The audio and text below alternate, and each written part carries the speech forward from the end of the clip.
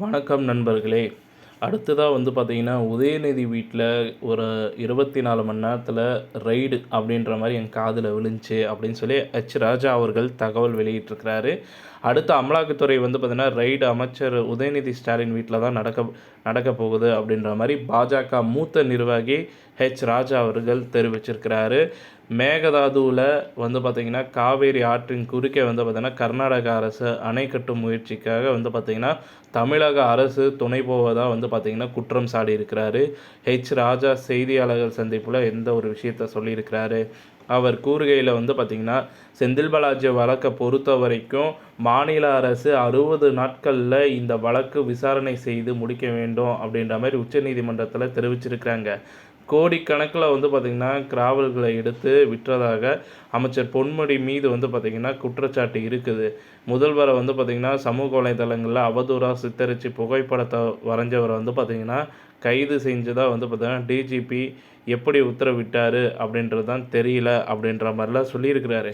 கர்நாடகா மாநிலத்தின் மேகதாது அணை கட்டுவதற்கு எந்தவித கண்டனமும் பார்த்திங்கன்னா தெரிவிக்காமல் எதிர்க்கட்சிகள் கூட்டத்திற்கு கூட பார்த்திங்கன்னா சென்றுட்டுருக்கிறாரு முதல்வர் ஸ்டாலின் அவர்கள். அப்போது செந்தில் பாலாஜி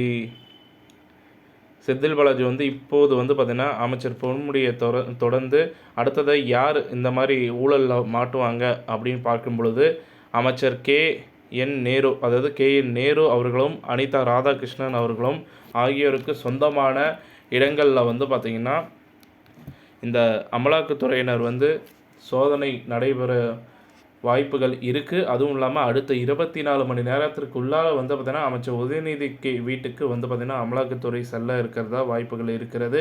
காவேரி ஆறு விவகாரத்தில் திமுக தமிழகத்தில் பார்த்திங்கன்னா துரோகம் செஞ்சிட்ருக்கிறாங்க. காவேரி ஆறு விவகாரத்தில் பார்த்திங்கன்னா கருணாநிதியை போல் பார்த்திங்கன்னா ஸ்டாலினும் துரோகம் செஞ்சு வந்துட்டுருக்கிறாரு. இந்தியாவின் பிரதமர் ஆவதற்கு தமிழகத்தில் யாருக்குமே தகுதி இல்லை. அமலாக்கு பார்த்திங்கன்னா கிட்டத்தட்ட ஆறு துறை பார்த்திங்கன்னா நடத்தும் சோதனைக்கு இந்த பாஜகவிற்கும் எந்த தொடர்பும் கிடையாது அப்படின்ற மாதிரி சொல்லியிருக்கிறாங்க. செந்தில் பாலாஜியிடம் இருந்து 19,000 கோடி ரூபாய் பிடிபட்டிருப்பதாகவும் தகவல்கள் வெளியாகிருக்கு. இவ்வாறு ராஜா தெரிவிச்சிருக்கிறாரு. தக்காளி பார்த்திங்கன்னா விவசாயிகள் படும் பாடுக்கு அதிகம் அப்படின்ற மாதிரி சொல்லியிருக்காரு. எனவே 40 ரூபாய்க்கு கீழ் பார்த்திங்கன்னா தக்காளி விலை குறைந்தால் தக்காளி வாங்குவோம் அப்படின்ற மாதிரி முடிவெடுக்கணும் அப்படின்ற மாதிரிலாம் சொல்லியிருக்கிறாரு. 4 அல்லது 5 நாட்களுக்கு பொதுமக்கள் தக்காளி வாங்காமல் இருந்தாலே தக்காளியோட விலை குறைஞ்சிரும் அப்படின்ற மாதிரி ராஜா யோசனை தெரிவிச்சிருக்கிறாரு.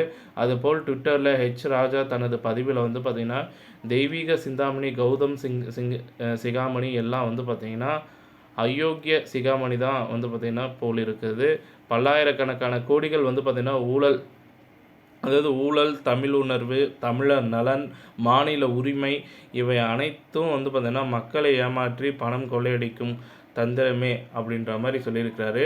தமிழகம் பார்த்திங்கன்னா முன்னரே திராவிடியன் ஸ்டாக் அடியோடு பார்த்திங்கன்னா அழிக்கப்பட வேண்டும் அப்படின்ற மாதிரி தெரிவிச்சிருக்கிறாரு. அதாவது தமிழகம் முன்னரே பார்த்திங்கன்னா திராவிடியன் ஸ்டாக் அடியோடு அழிக்கப்பட வேண்டும் அப்படின்றத தெளிவாக சொல்லியிருக்கிறாரு. செந்தில் பாலாஜி விவகாரத்தில் ஸ்டாலினின் சபதத்தை அமலாக்கத்துறை பார்த்திங்கன்னா நிறைவேற்றிவிட்டது என நான் அவருக்கு டேக் செய்து இந்த கருத்தை தெரிவிச்சிருக்கேன் டேக் போட்டு. ஸோ அதிமுக ஆட்சியின் போது முதல்வர் ஸ்டாலின் என்ன சொன்னார், திமுக ஆட்சிக்கு வந்தால் செந்தில் பாலாஜிக்கு சிறைதான் அப்படின்னாரு. ஸோ ஆட்சிக்கு வந்தார், ஆனால் செந்தில் பாலாஜியை பார்த்திங்கன்னா அமலாக்கத்துறை கைது செய்து விட்டது என்று தெரிவித்திருந்தார். ஸோ இதை நீங்கள் எப்படி பார்க்குறீங்கன்றதை நீங்கள் கமெண்ட் பண்ணுங்கள். இந்த தகவல் பிடிச்சிருந்தால் லைக் பண்ணுங்கள், ஷேர் பண்ணுங்கள். நன்றி, வணக்கம்.